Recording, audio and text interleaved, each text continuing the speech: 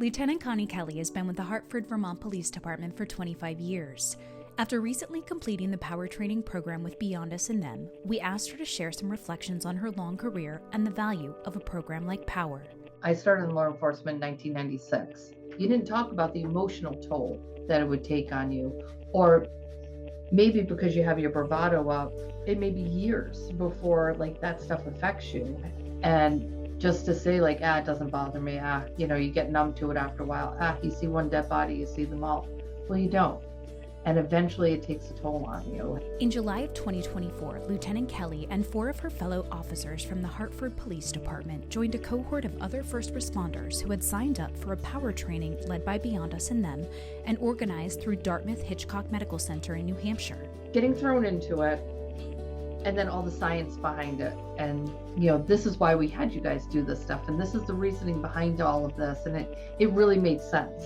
This is really cool stuff. I can see, just by day 2, how this would bring a group together, make a group more cohesive, and then play a positive effect on getting to know your squads. I really find the tools that were learned in Power are so important just in daily life. You get frustrated, just remember to breathe.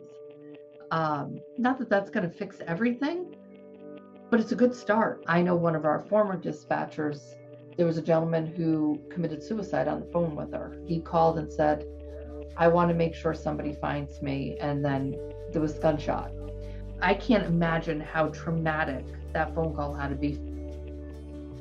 Power training was developed in response to the critical state of first responder stress and overwhelm, and the alarming and often tragic statistics around the impact this work has on officer health. It takes a toll on your body and your well-being and your mind and your relationships. So why not teach people right from the get-go the proper skills on how to take care of yourselves?